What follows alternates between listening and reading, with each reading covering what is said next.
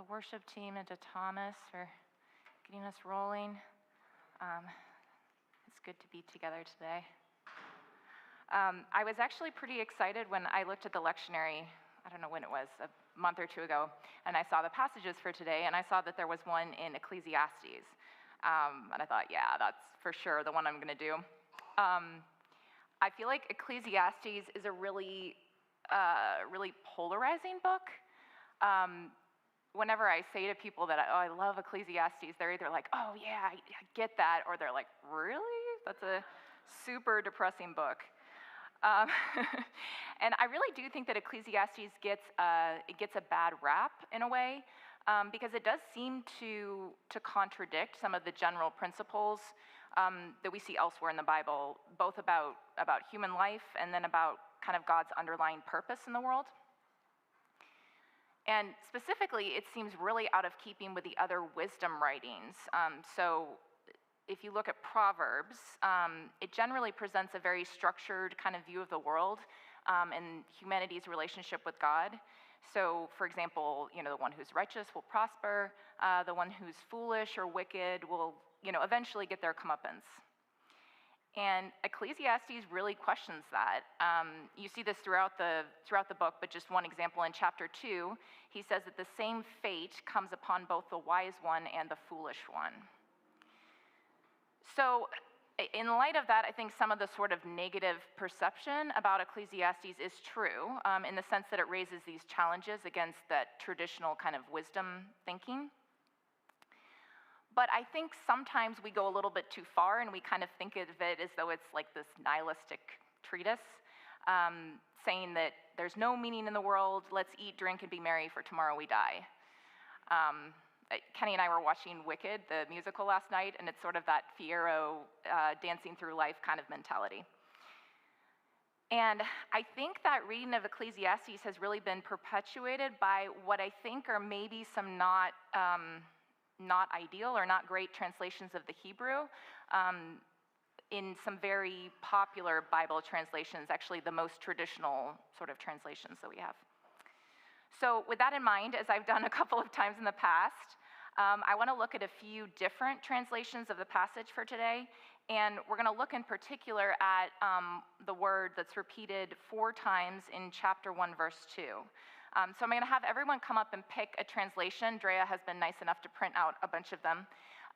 They're all different, so just pick whatever's on the top, and we'll go from there once you've got one.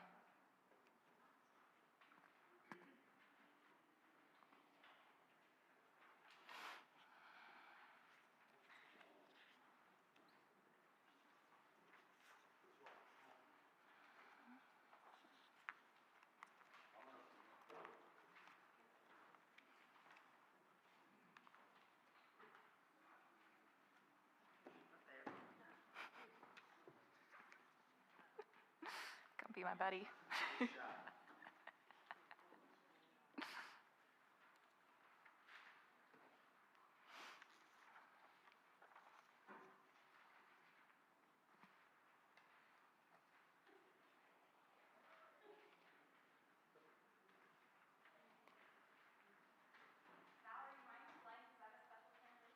Oh. Shouldn't be blank. Maybe you got the end of the set. Sorry, Chris. I hope we don't have but it doesn't look like it. Okay, I'm going to read the NIV translation, and I think that's the one that we're going to have up on the screen as well. Okay, so this is Ecclesiastes 1, 2-14. Meaningless, meaningless, meaningless, says the teacher, utterly meaningless. Everything is meaningless. What do people gain from all their labors at which they toil under the sun? Generations come and generations go, but the earth remains forever. The sun rises and the sun sets and hurries back to where it rises. The wind blows to the south and turns to the north. Round and round it goes, ever returning on its course. All streams flow into the sea, yet the sea is never full. To the place the streams come from, there they return again. All things are wearisome, more than one can say. The eye never has enough of seeing, nor the ear its fill of hearing. What has been will be again. What has been done will be done again. There is nothing new under the sun. Is there anything of which one can say, look, this is something new? It was here already long ago. It was here before our time. No one remembers the former generations, and even those yet to come will not be remembered by those who follow them. I, the teacher, was king over Israel in Jerusalem. I applied my mind to study and to explore by wisdom all that is done under the heavens. What a heavy burden God has laid on mankind. I have seen all the things that are done under the sun. All of them are meaningless, a chasing after the wind. Very cheerful, huh?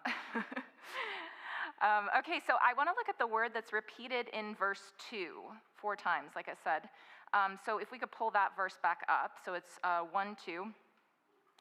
In the NIV, it's translated as meaningless. But I'd like to hear from some of the rest of you, what are some other possible translations other than meaningless? No use. Pointless. Say that again? Futile. Nonsense. Smoke. Vapor, yeah. And nothing is worthwhile. Vanity of vanities. That's like the sort of traditional one. Great. Yeah, so I'll read out some of them. Meaningless, futile, pointless, nothing matters, nothing makes sense, everything is nonsense, a waste of time, nothing is purpose, nothing but vapor, vanity, pointless, futility of futilities. I like that one. Useless, meaningless, it is of no use, and then smoke, which is the message. And that's an interesting one. We'll kind of come back to that one. So a few things that I thought was interesting about this. So one, you can tell that this is a difficult word to translate because we have so many different translations of it. And that's not the case with every word in Hebrew. And this is not, to knock Bible translators who are, typically really highly trained. They're thinking about the historical issues surrounding the passages that they're translating. So given that, there's a lot of brilliant people who have had a hard time figuring out exactly how to translate this. And I think, keeping that in mind, that we have to have some kind of, humility as we're trying to understand what this passage means ourselves. Secondly, as I was looking through the different translations, there are kind of two general different nuances that the translators have. So you have the ones on the one hand that are kind of in the meaningless camp, so meaningless, pointless, purposelessness, vanity, which conveys this idea of like emptiness. So I think the general nuance for this group seems to be that like life itself lacks meaning, it's pointless, purposeless, at least from the perspective of the speaker. So that's the one camp, the like meaningless camp. The other is not meaningless, but life is unknowable. So you have nothing makes sense, life is unclear, we can't grasp it. I think vapor and smoke, that kind of imagery also would fit into this camp, that things are unclear. So again, unknowability rather than meaningless. So it's not that there's no meaning in life, but maybe we can't necessarily figure it out. Things are unclear or hard for us to grasp as humans. So I think this is a really big interpretive question, deciding between those two options. Is the author saying that there is no meaning or point to life, or is he saying that we can't figure out the full meaning, but there is a meaning under the surface of it all? So the Hebrew word that's at the bottom of these translations is a single word called hevel. And that word appears 38 times in Ecclesiastes. And so most interpreters think that it really is, it's integral to the meaning of the book and to the way that we understand what the author is saying. So to think more about this, I want to show you a Bible Project video for Ecclesiastes, because I think they do a really good job of describing the underlying connotations in that word, hevel, and how it helps us to understand the rest of Ecclesiastes. So I'm going to sit down while we play this. We're exploring 3 books in the Bible known as the wisdom literature. Proverbs, Ecclesiastes, and Job. And they're all asking the question, what does it mean to live well in this world? So we've looked at Proverbs, who you could think of as a bright young teacher. She's all about pursuing wisdom, an attribute of God that's woven into reality. And she's optimistic that if you use wisdom, you will build a successful life. But then we come to Ecclesiastes, who's more like this sharp, middle-aged critic. And he says, You think using wisdom will bring you success. You'd better think again, because life here under the sun is meaningless. And that's a phrase he uses a lot in this book. But to understand this book, we have to realize first that we're hearing two voices. So first there's the teacher, and we've been calling him the critic. He's the main voice in the book. But he is introduced to us by another figure, the author. And he's the one who's collected the critic's words, and then at the end of the book summarizes everything and gets the final word. So why does the author want us to hear from the critic? Well, he wants to turn your view of the world upside down, and he's going to let the critic explore three really disturbing things about the world. And we should warn you, these are pretty intense. Yeah, so the first is the march of time, or as the critic says, Generations come and generations go, but the earth, it's been here long before us and will be long after. No one remembers people from long ago, and all the people yet to come, they too will be forgotten by those who come after them. So, on a cosmic scale, you and I, we are just a blip. Stars are born, and then they die and form planets which orbit new stars, and those planets, they change over time and eventually burn out. And amidst this cosmic backdrop, my entire existence is like a blink in time. Which leads to the critic's second disturbing observation, that we are all going to die. Humans face the same fate as the animals, death.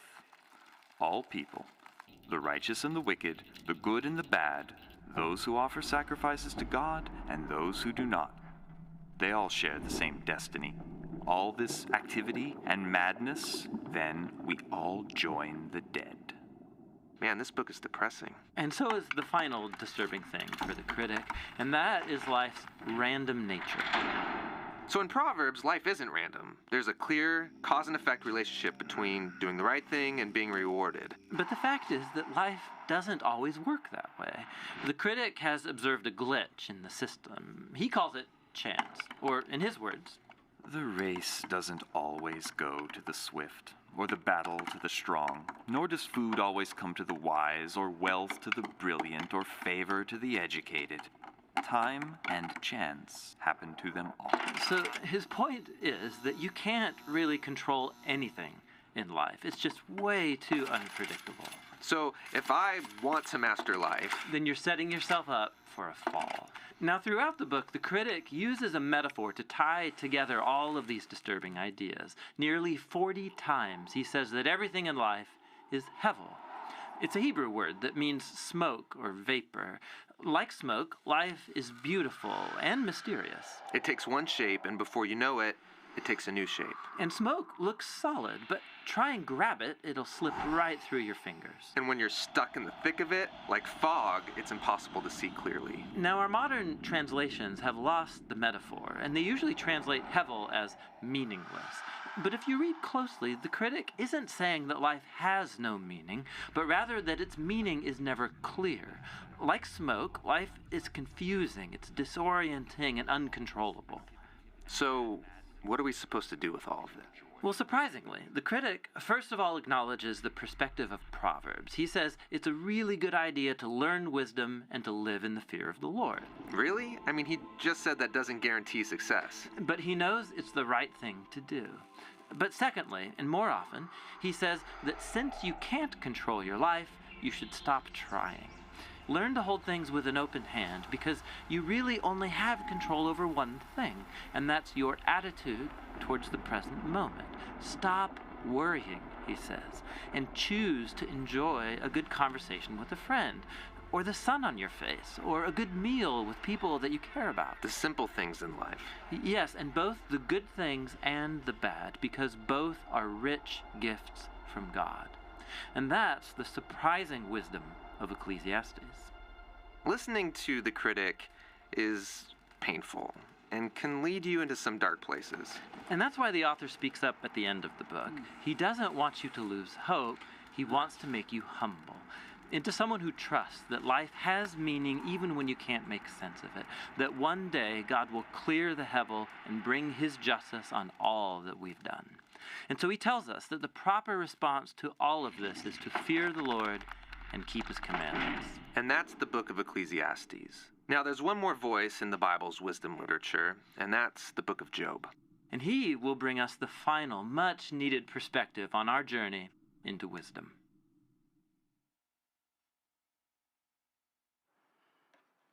All right.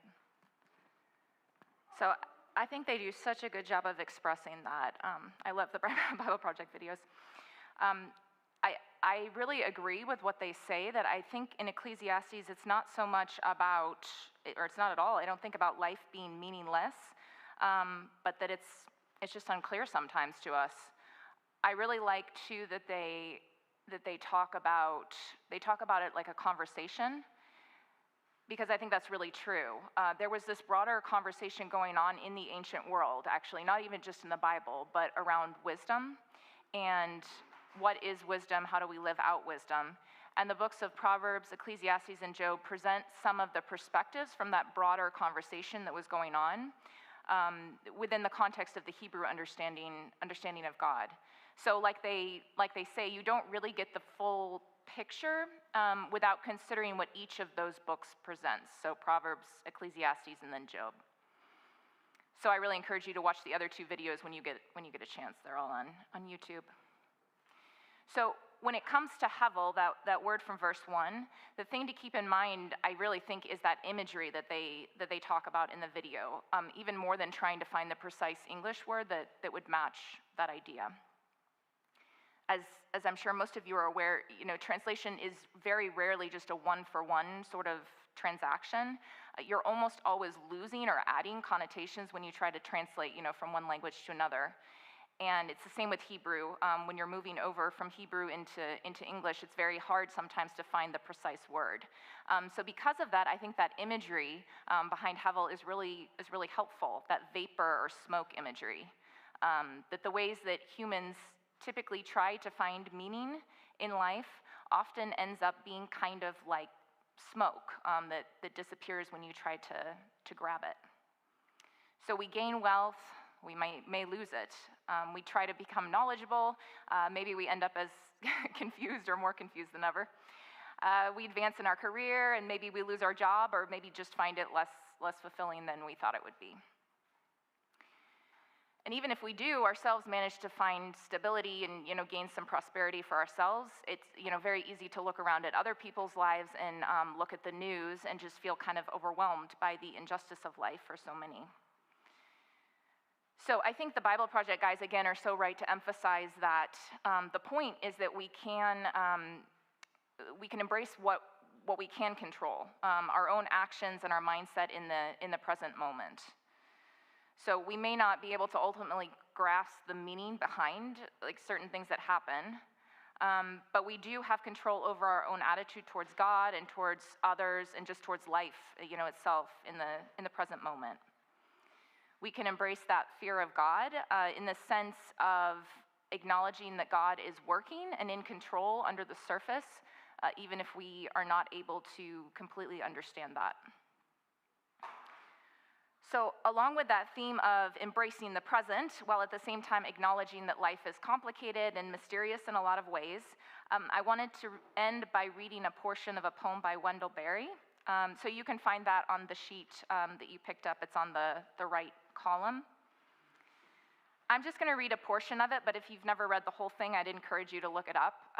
It's a really beautiful poem that calls us to reject some of our society's values, like consumerism and this rat race that we get into in a corporate career, and instead of that, embrace and appreciate the moment that we're living in by being in tune with nature, being in tune with God, and being in tune with the people around us. So this is called The Mad Farmer Liberation Front by Wendell Berry. Love the quick profit, the annual raise, vacation with pay, want more of everything ready-made, be afraid to know your neighbors and to die, and you will have a window in your head. Not even your future will be a mystery anymore. Your mind will be punched in a card and shut away in a little drawer. So, friends, every day do something that won't compute. Love the Lord, love the world, work for nothing, take all that you have and be poor, love someone who does not deserve it. Ask the questions that have no answers. Invest in the millennium, plant sequoias, say that your main crop is the forest that you did not plant, that you will not live to harvest. Put your faith in the 2 inches of humus that will build under the trees every 1,000 years.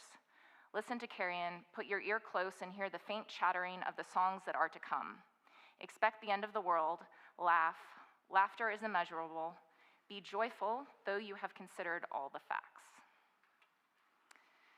So that final line, be joyful, though you have considered all the facts, really struck me. I mean, this is something that I struggle with a lot. I feel like I get stuck in the fact part of things and I don't push through and make it to the joy. The gratefulness for the world around us and the people around us and just the moments that we've been given. So while I think that it's good to be thoughtful about our faith and about our purpose in life, in the end we have to admit that there is a lot of mystery in the world that we're not going to figure out. But we do have the gift of the present moment, and that's what's emphasized by Barry's poem, I think, and also by the preacher in Ecclesiastes. We have the gift of the present moment, and we have the opportunity to live with joy, despite having considered all the facts, as Barry says. So I'm going to end with that, and we're going to transition now into our time of communion.